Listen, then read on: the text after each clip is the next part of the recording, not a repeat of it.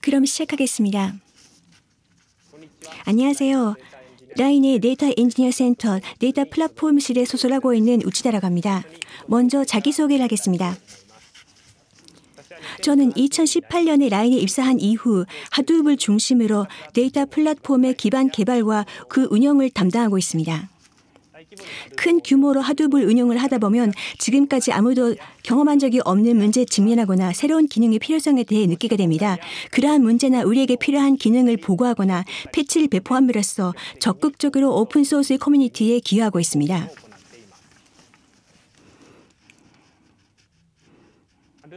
하둡에는 크게 나누어서 스토리지 기능을 제공하는 HDFS와 계산 기능을 제공하는 YARN이라는 두 개의 컴포넌트가 있는데 오늘은 HDFS에 대해서 설명을 드리고자 합니다. 라인에서는 HDFS의 이레이저 코딩이라고 불리우는 데이터를 보다 효율적으로 저장하기 위한 기능을 활용하여 인프라 코스트를 삭감하고 있습니다. HDFS 이레이저 코딩은 하둡3에서 도입된 비교적 새로운 기능으로 지금까지 우리도 다양한 문제에 직면하였습니다. 오늘은 그 속에서도 작년 말에 일어난 데이터 커럽션의 문제에 대해서 설명을 드리면서 우리가 평소 하고 있는 엔지니어링에 대해서 소개를 하고자 합니다.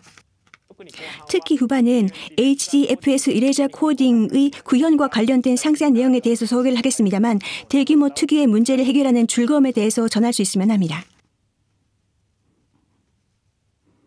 먼저 HDFS에 대해서 간단하게 소개를 드리겠습니다.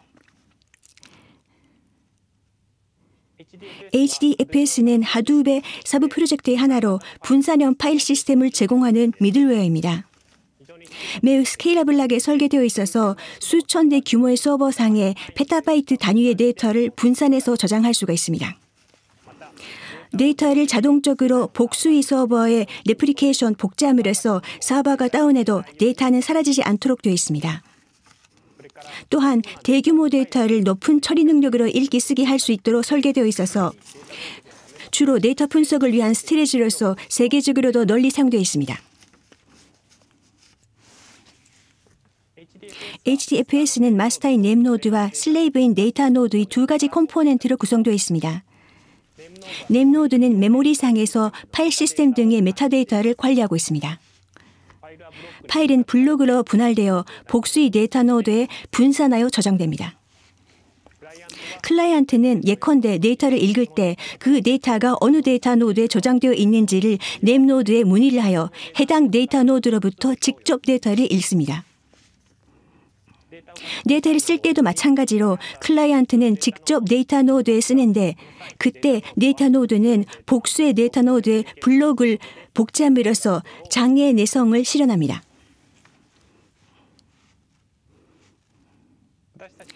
우리 데이터 플랫폼실에서는 전사에 통일된 HDFS 클러스터를 제공하고 있습니다. 데이터 사이즈, 서버 대수 모두 세계적으로도 매우 큰 규모의 HDFS 클러스터를 운영하고 있습니다. 특히 주목할 것은 데이터의 증가량입니다. 서비스의 성장이나 새로운 분석 니즈에 따라서 매월 평균 약 10페타바이트씩 증가하고 있습니다.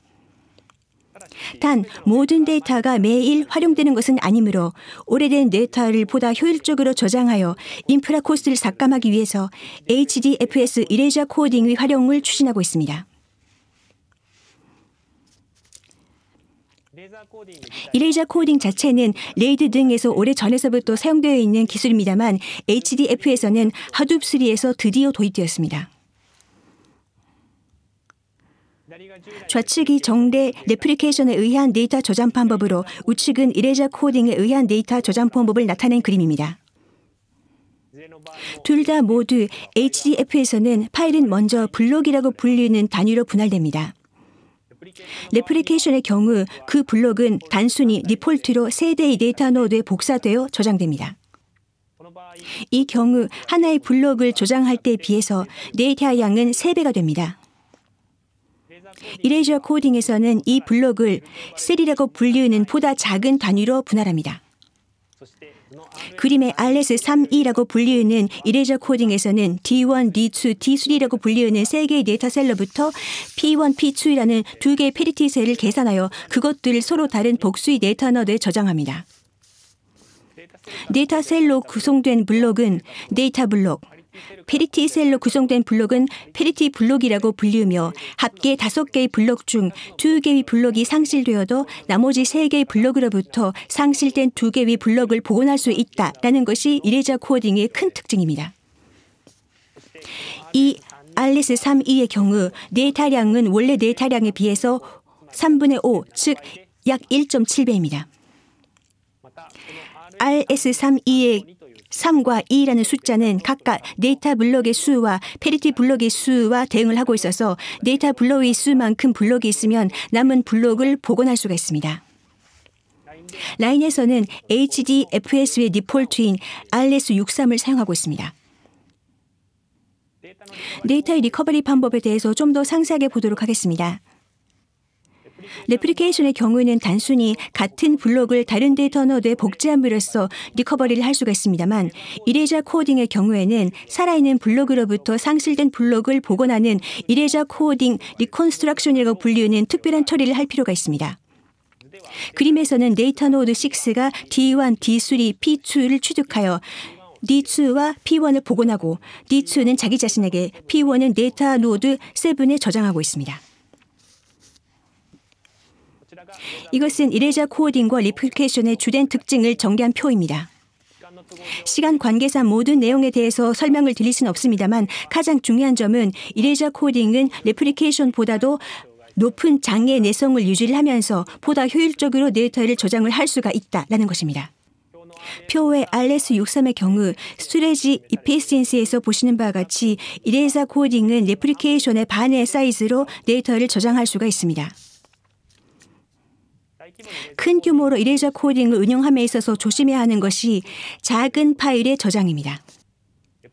레플리케이션의 경우 3개의 블록을 생성하면 되지만 이레저 코딩의 RS-63의 경우 작은 파일에 대해서도 9개의 블록을 생성하게 되므로 램노드의 부하가 커집니다. 라인에서는 이 작은 파일에 의한 부하를 피하기 위해서 파일 사이즈를 컨트롤하기 쉬운 콜 데이터에 대해서 이레저 코딩을 적용하고 있습니다. 현재 RS-63을 사용하여 약 12PB의 데이터를 저장하고 있습니다. 이는 즉 레플리케이션에 비해서 약 12PB분의 디스크 용량을 삭감한 셈입니다.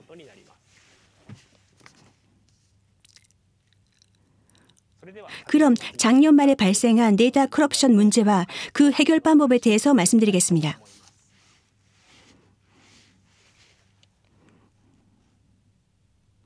이 문제를 발견한 계기는 유저로부터의 보고였습니다.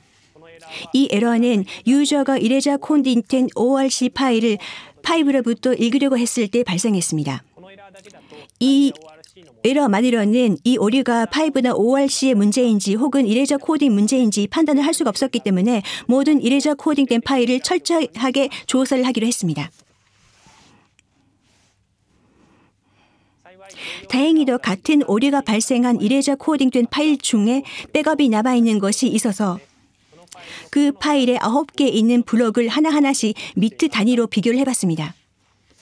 그 결과 어느 한 블록만 미트열이 달랐습니다.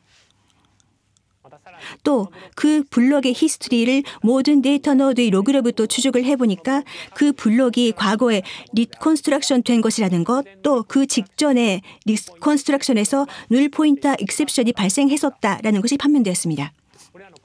이로부터 이레저 코딩 리컨스트럭션에 무슨 문제가 발생했을 거라고 판단을 했습니다. 이러한 문제가 발생했을 때 우선 HDFS 커뮤니티에서 이미 버그가 보고되어 있지 않는지 조사를 합니다. 조사를 해보니까 HDFS의 지라상에서 우리 오브저베이션과 매우 유사한 오픈 이슈를 발견했습니다. 이 이슈의 개요를 소개합니다. 스트랩드 블록 리컨스트럭션이라는 데이터 노드상에서 리컨스트럭션의 메인 로직을 담당하고 있는 클래스는 버퍼 풀을 스타틱 정적으로 가지고 있어서 그것을 리컨스트럭션 할 때 사용합니다. 그 버퍼 풀이 어느 조건하에서 오염되어 그 오염된 버퍼 풀을 사용해서 리컨스트럭션 된 블록이 파손된다라는 문제였습니다. 오염이 발생하는 조건을 이해하기 위해서 먼저 리컨스트럭션의 구조에 대해서 보도록 하겠습니다. 스트라이프드 블록 리컨스트럭터는 버퍼 사이즈 디폴트의 경우에는 64KB마다 리컨스트럭션을 합니다. 스트라이프드 블록 리컨스트럭터는 리컨스트럭션을 시작하기 전에 스트라이프드 블록 리더라고 불리우는 데이터 노드상의 블록을 읽기 위한 오브젝트를 생성합니다. 그때 리더는 리컨스트럭터의 버퍼 풀로부터 버퍼를 취득합니다. 각 이테레이션에서 리컨스트럭터는 리더에 대해 소스의 데이터 노드로부터 데이터를 읽도록 명령을 내리고 리더는 버퍼에 데이터를 로딩합니다. 모든 리더의 로딩이 끝나면 리컨스트럭터는 버퍼의 데이터를 사용해서 리컨스트럭션을 하게 됩니다. 리컨스트럭션 된 데이터는 스트라이프드 블록 라이터에 의해서 대상 데이터 노드에 전송됩니다. 이테레이션 마지막에는 버퍼는 클리어됩니다. 모든 이테레이션이 끝나면 리더는 버퍼를 리컨스트럭터의 버퍼 풀에 되돌립니다. 그럼 버퍼 풀이 오염이 어떻게 발생하는지 살펴보고자 합니다. 이 문제는 어떤 스트라이프 리더가 타임아웃했을 때 발생합니다. 어떤 리더가 타임아웃 하게 되면 다른 데이터 노드로부터 데이터를 읽기 때문에 새로운 리더가 만들어집니다. 리컨스트럭션에 필요한 최소 수의 리더의 읽기가 끝나면 타임아웃된 리더는 캔슬됩니다. 그러자 다음 이테레이션에서 리컨스트럭터가 리더로부터 결과를 추적할 때 널 포인터 익셉션이 발생하게 되어 리컨스트럭터가 실패합니다. 널 포인터 익셉션이 발생하는 것은 타임아웃이 원인으로 캔슬된 리더의 취급에 문제가 있어서인데 상세한 내용은 소스 코드를 추적할 필요가 있기 때문에 생략하겠습니다. 리컨스트럭터 종료 시 리더를 클로즈하기 전에 리더의 버퍼를 버퍼 풀에 되돌리도록 명령합니다. 그러나 그렇게 하면 리더는 버퍼를 되돌린 이후에도 버퍼를 계속 가지고 있기 때문에 클로즈 될 때까지 사이 데이터를 계속 읽게 되어 버퍼 풀이 오염이 발생합니다. 버퍼 풀은 정적으로 정의되어 있어서 다음 아마도 다른 블록의 리컨스트럭션에서 다른 스트라이프드 블록 리컨스트럭터가 이 오염된 버퍼 풀을 사용해서 리컨스트럭션을 하게 되어 결과적으로 파손된 블록이 생성됩니다. 이상이 버퍼 풀이 오염에 의해서 파손된 블록이 생성되는 시나리오입니다. 이렇듯 우리는 소스 코드 로딩을 함으로써 이 버그가 원인으로 파일이 파손된다는 것이 틀림없다고 판단하여 패치를 적용하기로 하였습니다. 그럼 패치를 적용하면 그것으로 끝나느냐라고 하면 그렇지는 않습니다. 패치를 적용한 이후 데이터 커럽션이 발생하지 않음을 어떻게 감시를 할 거냐, 또 다른 버그가 숨어 있거나 장대적으로 새로운 버그가 발생할 가능성도 감안해서 향후 어떻게 해서 데이터 커럽션을 방지를 할 거냐라는 크게 나누어서 두 가지 과제를 해결할 필요가 있었습니다. 첫 번째 데이터 커럽션의 검지에 관해서는 스파크를 사용해서 이레저 코딩된 파일의 책삼을 데일리로 파이브 테이블로서 저장하여 그것을 비교하기로 하였습니다. 구현은 금방 할 수 있었습니다만 실제로 저부를 시켜보니까 몇 가지 예기치 않는 문제가 발생하였습니다. 첫 번째는 이레저 코딩된 파일의 잭삼을 추적할 때 데이터 노드상에서 파일 디스크립터의 리크가 발생한다는 문제. 두 번째는 잘못된 책삼의 값이 돌아온다는 문제입니다. 둘 다 아직 보고되어 있지 않는 문제였기 때문에 우리는 HDFS의 소스 코드에 패치를 보냈습니다.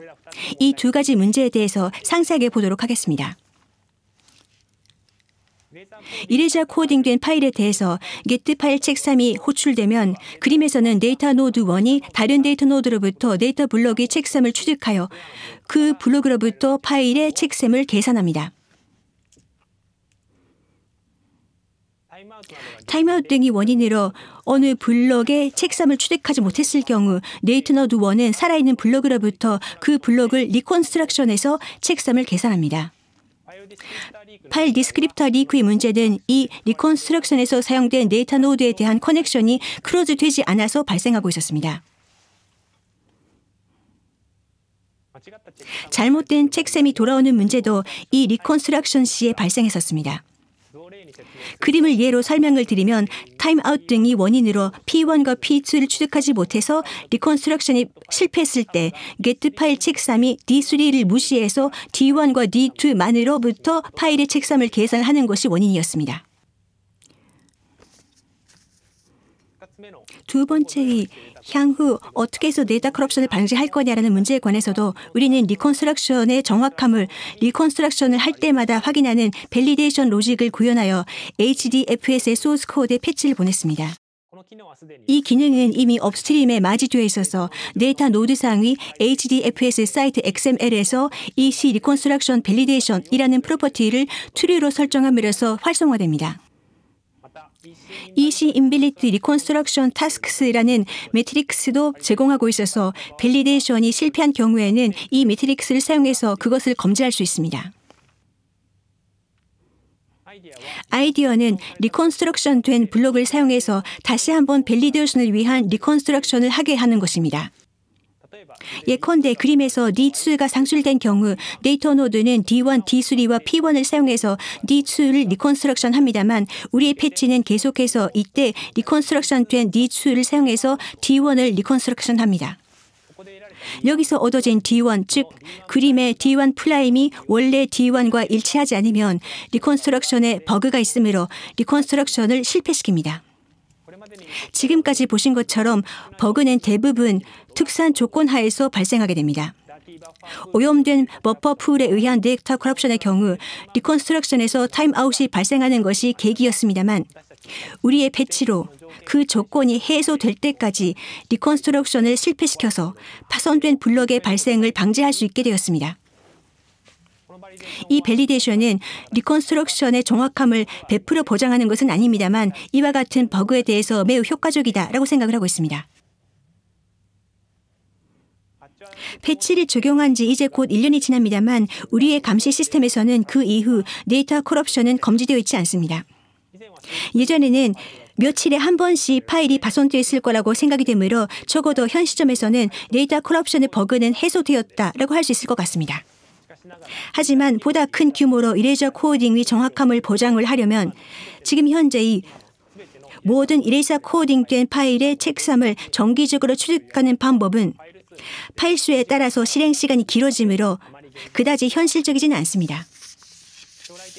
장기적으로는 블록의 책삼을 리컨스트럭션 등의 이벤트마다 실시간으로 추적해서 감시하는 구조가 필요하다고 생각합니다. 그럼 정리입니다. HDFS 이레이저 코딩은 대부분의 경우 제대로 작동하지만 대규모의 환경에서 버그가 현저화되는 일이 종종 있습니다. 그러한 의미에서 아직까지 성숙되어 있다라고는 말하기가 어렵습니다. 이레이저 코딩의 사용을 검토하고 있다면 가능한 한 최신 메인테넌스 버전의 HDFS를 사용할 것, 그리고 HDFS의 질화를 정기적으로 확인할 것을 권장합니다. 끝으로 앞으로도 HDFS뿐만이 아니라 다양한 OSS에 기여를 하면서 전 세계 엔지니어들과 함께 보다 좋은 데이터 플랫폼을 만들어 나가고자 합니다. 감사합니다.